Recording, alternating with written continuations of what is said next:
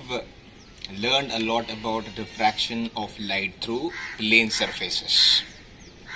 We commonly observe so many people around us wearing spectacles. Did you ever try to touch it and feel it? How does it feel like? If you touch it and you go through the entire spectacles, you will feel somewhere it is thinner and somewhere it is thicker. Why it is that? Let us try to understand in today's class such kind of questions. Right. Firstly, I would ask you all to do a small activity to understand about refraction of light through curved surfaces. Take a glass of water, transparent glass, and then on a sheet of paper, small sheet of paper, make an arrow mark, red color probably, and then take the glass and move the sheet just from behind the glass of water, and then see what you see from the front side of the glass. You would observe that the inverted image is moving, laterally inverted image is moving. So why that happens? So that can be answered by some of the inputs which I am going to give now. Let's see. Firstly, we will learn about rules of refraction.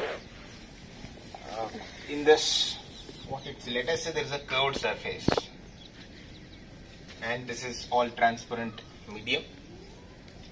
Let us say for this curved surface, this is the center of curvature. Let me tell you that any line which is passing from center of curvature to the surface obviously becomes the normal. This becomes the normal, right? So now let us consider the light ray passing parallel to the principal axis. Once it is at the point of incidence here, and this is the normal, we all know if it is traveling from rarer medium to denser medium, light generally bend towards the normal. So you could see the same thing here. It is bending towards the normal. This is the normal and it is bending towards the normal. Fine. So you can see after refraction the light ray is moving away from the principal axis. We'll see similar case for same concave shaped surface. If this side there is a denser medium, this is rarer medium. In that case, when light is traveling parallel to the principal axis, and after refraction you can see from denser to rarer, refracted ray moves away from the normal. This is the normal, it is moving away from the normal towards the principal axis. So light ray is converging, right? In this you can see there is a convex surface. Light is coming from this side, this is convex surface, and this is rarer medium and this side is denser medium. When light is passing parallel, you can see here from rarer to denser, light ray bends towards the normal, it bended towards the normal. And when light is traveling from denser to rarer on convex surface, light is moving away from the normal. That means here it is diverging from the principal axis. These are some things you need to keep in your brain to further understand, right? Friends, now we will learn an important formula. Maybe it is not in CBSE, but sometimes it is very much useful to attempt questions in competitive examinations. It's called as image formation formula. This formula gives a relation between refractive index of both the mediums and radius of curvature, as well as the object distance and image distance. So what is the case? Let us say there is a curved surface. There is an object here somewhere on the principal axis, and the light ray from the object it starts, and you can see after refraction it converged and the image formed here. So the distance between this optic center and the object is called as object distance, and image formed here. So distance between optic center and image is called image distance V, right? And let us say this curved surface is having a radius of curvature R. Refractive index of this medium is N1 and refractive index of the second medium is N2. So we have some mathematical relation for all these 5 terms, that is given by N2 by V minus N1 by U is equal to N2 minus N1 by R. If any time you come across a numerical where you are involved only once refracting surface which is having a radius of curvature r, there are two mediums, object, image. In such case, we can use this formula, right? Now I'll quickly go through what is lens and what are the types of lens. Firstly, let me tell you, lens means it is an optical device having two refracting surfaces, and it must be a transparent substance. So let us see the types of lens. So you can see here, these all are types of lens. So I was talking about generally any kind of lens will, it must be transparent to allow the light, and it must be having two refracting surfaces. Whether it could be curved or plane doesn't really matter, but it should have two refracting surfaces, right? So here you can see this is biconvex where both the surfaces are budged outside. This is biconcave where both the surfaces are budged inside. Plano-convex, one side is plane, the other side it is convex, so named as plano-convex. And this is plano-concave, one side plane and the other side concave shaped. And the last one is concavo-convex. So these are the types of lens.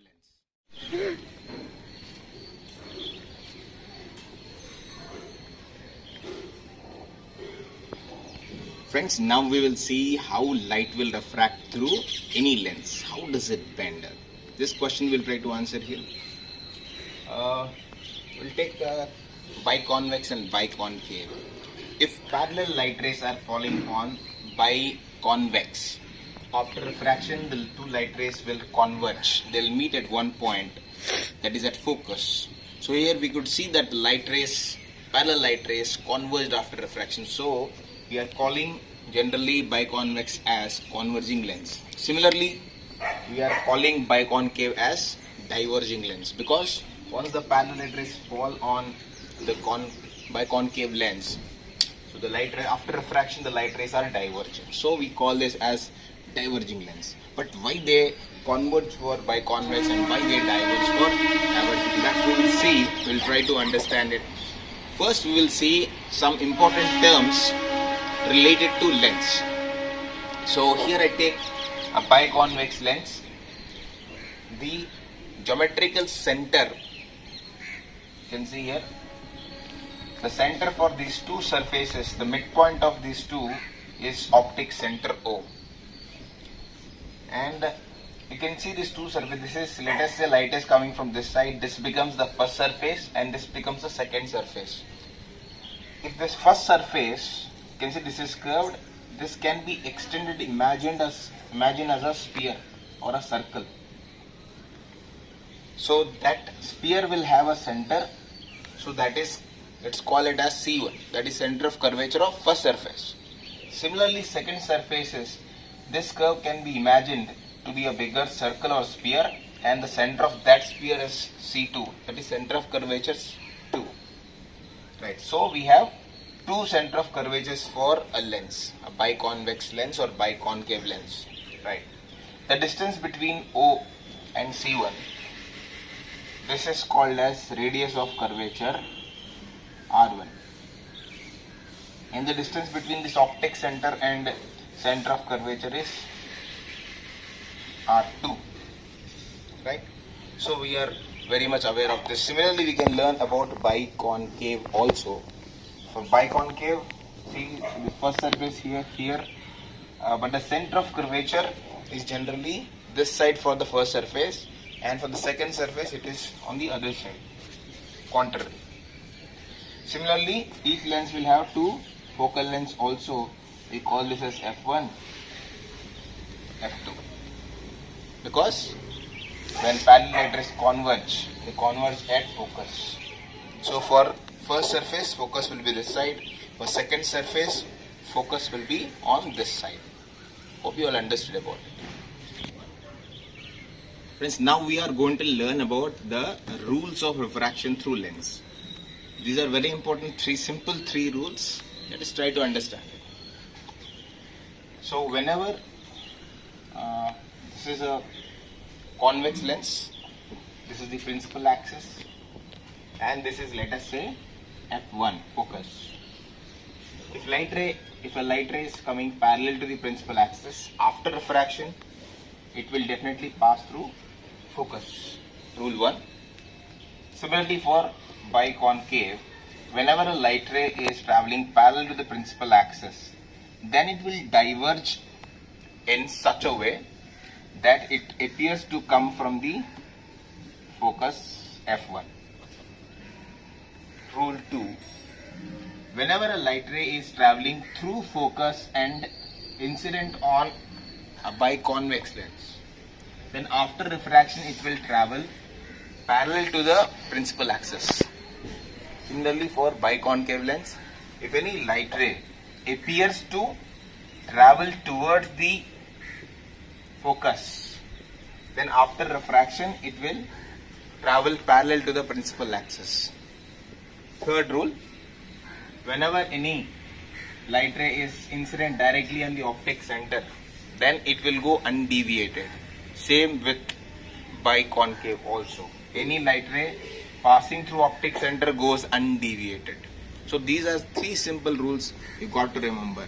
If you have a question how these rules actually evolved or how they have set these rules, it is clearly by understanding the previous rules which I said when light is traveling from one kind of medium to another medium on curved surfaces. Please go through and try. You can clearly understand the rules. Friends, now we are going to learn how the image forms for a biconvex lens when objects are at different positions. We'll try to understand what kind of image forms and what are the characteristics of that image.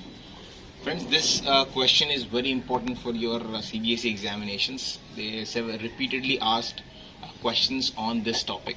So please listen carefully and try to understand it. So here we are trying to understand when objects are placed at different positions from the lens, where the image forms, what are its characteristics. So let us say when object is at infinity. Infinity means very far away. We know that when object is very far away, we'll take parallel light rays coming from it. So parallel light rays incident on the biconvex lens, you could see all converged. All got converged and they meet at point F.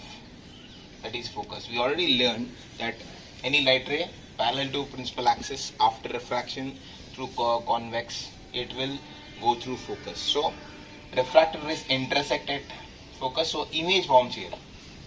What kind of image? Image formed at F, it must be real. How do I know it is real or virtual? So that generally here you all have to remember that whenever refracted rays they intersect, you can definitely consider them as forming a real image. If they are not intersecting, they are made to intersect from backwards, then it is a virtual image. Remember this rule? Right. So here you could see the refracted rays are clearly intersecting and meeting at one point, so it is definitely a real image. This can be even checked by placing a screen there.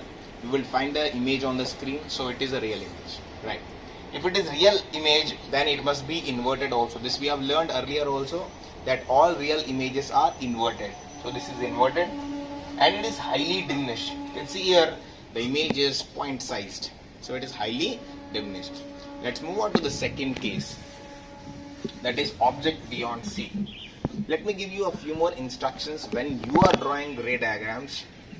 So firstly, after drawing this lens, ensure that principal axis is passing from the midpoint of this. It will be easier then. Secondly, when you are drawing these points F2, C2, ensure that for your ray diagram's convenience that this distance from optic center to C1 and optic center to C2 should be same, and ensure that F2 and F1 are always midpoints. It will give you a better results or clear understanding, right? Right. Now let us say in this case object beyond C. Object is placed beyond C from the lens. So we have gone through the rules. When light ray is traveling parallel to the principal axis, it must pass through focus, and any light ray from the object. Okay, clearly you can see from the top of the object I have considered two light rays, one parallel and one passing through optic center. The light ray which is passing through optic center goes undeviated. So you can see after refraction both these have intersected at this point. So the image will form here. This is the image. So what kind of image? Where did it form? It formed between F1 and C1. It is clearly real image because refracted rays are intersecting. If it is real, it must be inverted, and you can see the dimensions of this image and object. Clearly the image is smaller than the object, so it is a diminished image. Next we'll move on to the next case, that is object is placed at C1. You can see C2. Object is placed at C2. From the top of the object, you will take two light rays, one parallel. It will obviously pass through the focus, and one light ray towards optic center.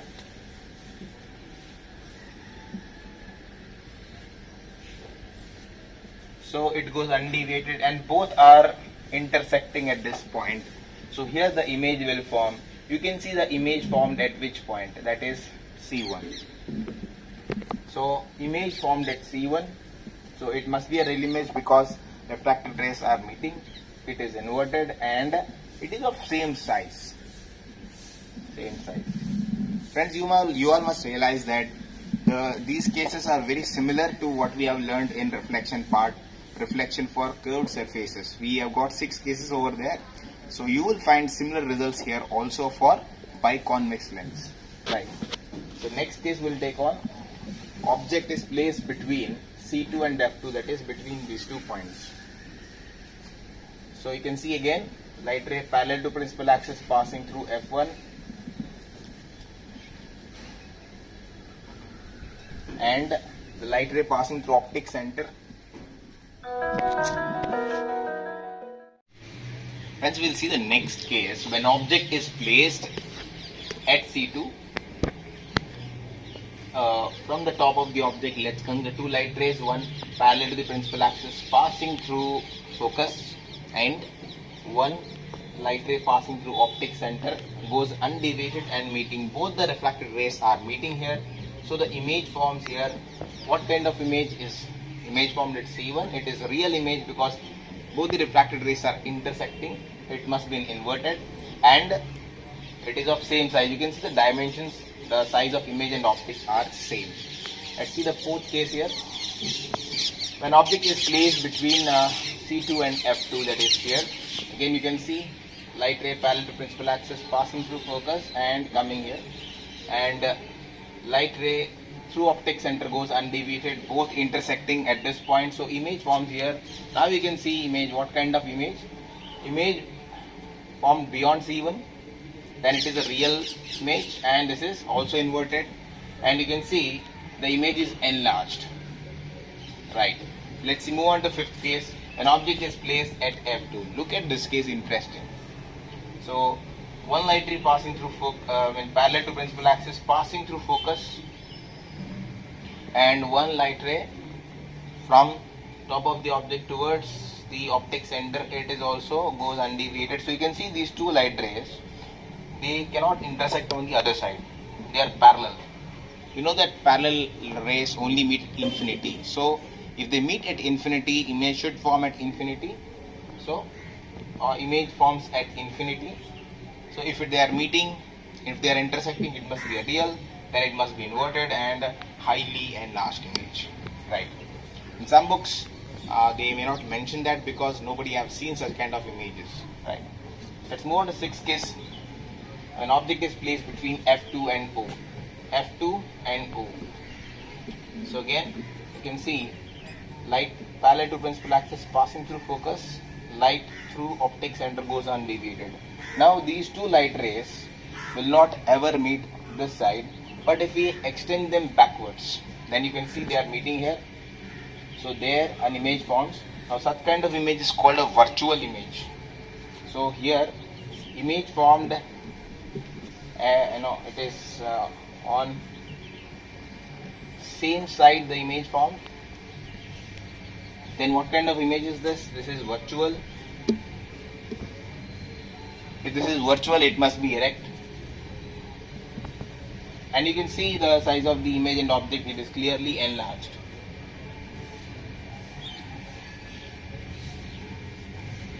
This is the only case where we got a virtual erect image, right? Hope you all understood.